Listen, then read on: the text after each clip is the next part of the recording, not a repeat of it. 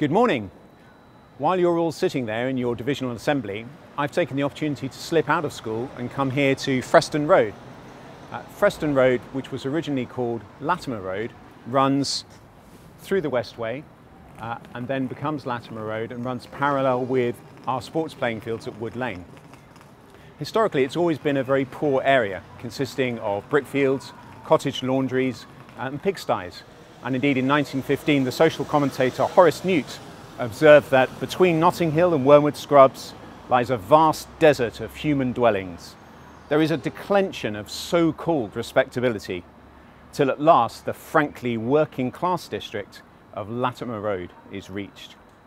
In 1977, the area was occupied by squatters, who declared it the Free Republic of Frestonia in their battle with the Greater London Council to avoid the demolition of the area. Interestingly, the squatters won and were granted permission to stay. So why have I come here? Well, there are two reasons. Firstly, this land belonged to Edward Latymer. Freston was the name of his ancestral estate near Ipswich, and it was part of his bequest in his will of 1624 that was used to set up the Latymer Foundation School for 8 poor boys of Hammersmith. Latymer died in 1626, and in 1627 the foundation school opened, and you can see that foundation stone on the side of our library. The second reason I've come here is that this frankly working class district is also where I grew up, and I've come back to take a look at the block of flats where I spent my childhood. So I'm going to wander there now, and while I do that, my colleagues have put together a little piece which is their take on the history of the Latymer Foundation.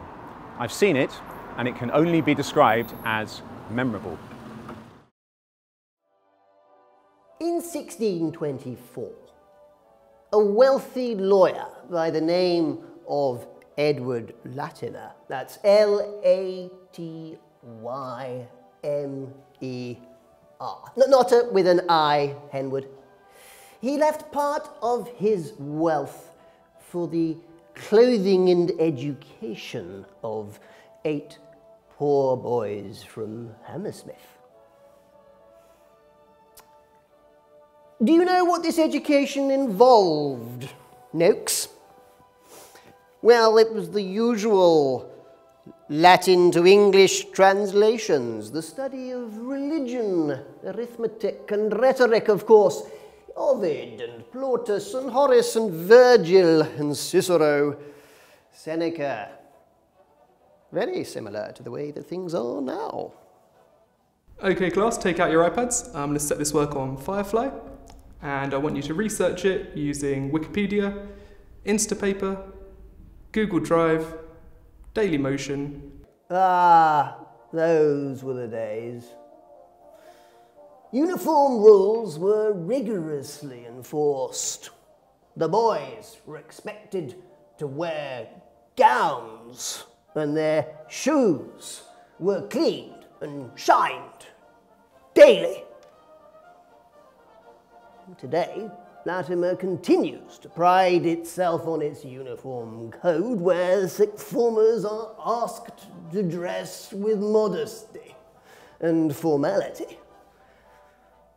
No beards. We have got a central nucleus which has got protons and neutrons in it.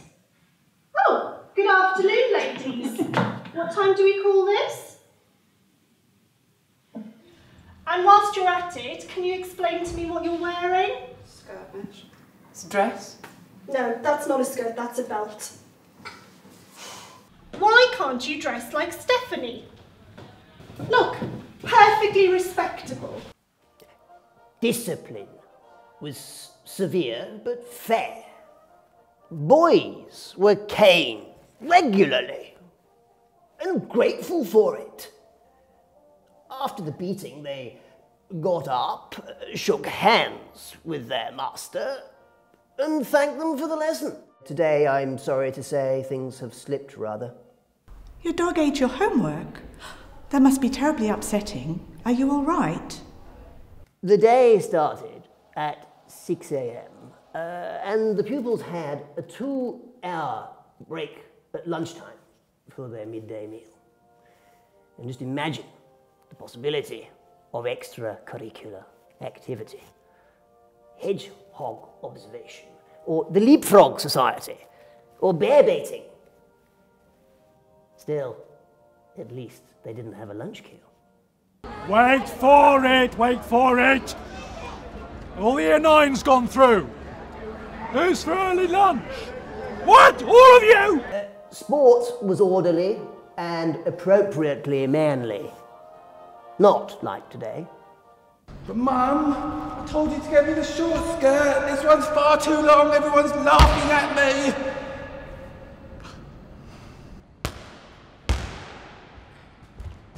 Edwards, phone away.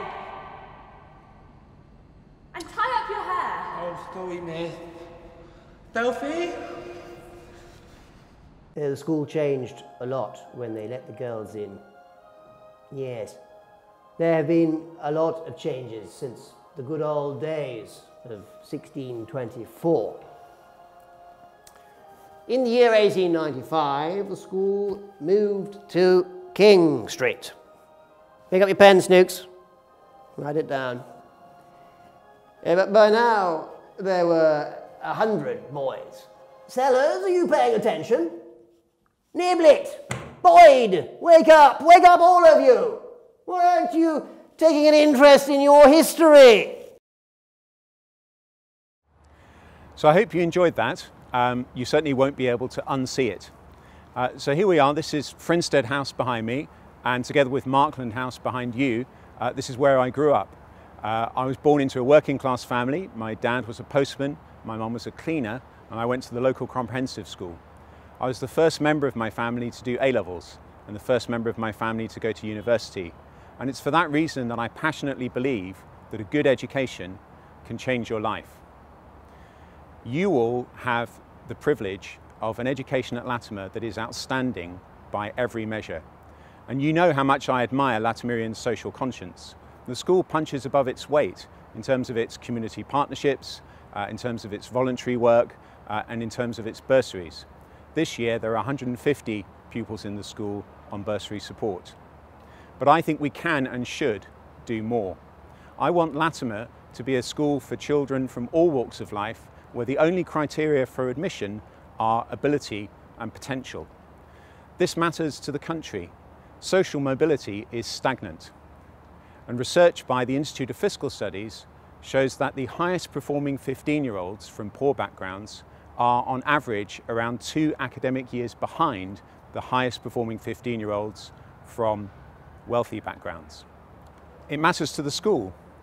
In the nearly 400 years of the Latymer Foundation, the school has only been majority fee paying for roughly 40 of those years. So you could argue being a fee paying school is a blip in our history. And it matters enormously to me personally. So today we're launching our Inspiring Minds campaign. This is the most ambitious fundraising initiative in the history of the school, and it will be the most significant boost to our bursary programme since Edward Latymer's original bequest. By 2024, the 400th anniversary of the foundation, we want to double the amount of financial support we're able to give by raising £40 million. And that could enable us to have 1 in 4 students in the school supported by a bursary, which I believe would make us the most socially inclusive independent school in the UK. The current Year 7 will be the class of 2024, and we have an opportunity by the time they finish their A-levels to move the school permanently and significantly in the direction of being genuinely open to all. And today I'm asking for your support in helping to make that vision a reality. So I'm going to hop on the tube now, but when I get back to my office, I'm going to talk you through what you're going to be up to this morning. The next station is Shepherd's Bush Market.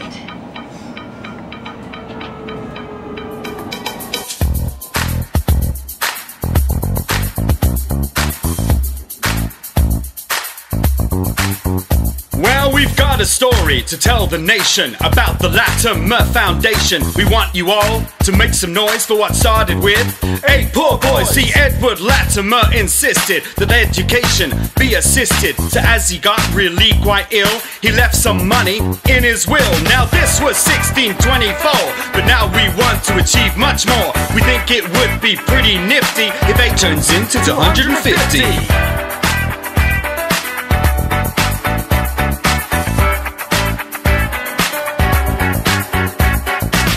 The schooling of the 8 concluded. One had died and another excluded. There was even a moment quite sensational when Latymer was co-educational. Now Latymer's money, it became normality, but boys through schools, our locality. But then the foundation thought it would be neat to put 100 kids in King Street. From there our school was Hammersmith's flagship, with 40% on a full scholarship. King Street was full of diversity, helping the children escape adversity.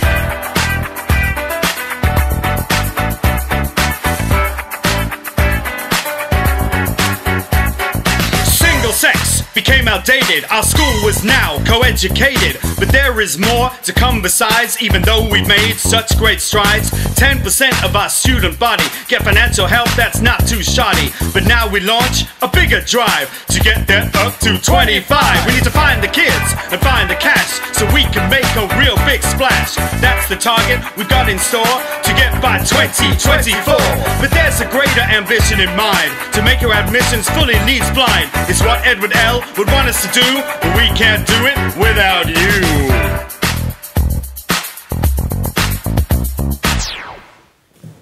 So, I'm back. Shortly, your heads of year are going to dismiss you and you're going to wander back to your form rooms. When you get there, you may find that my colleagues in the foundation office have left a little surprise for you, and I hope you enjoy that.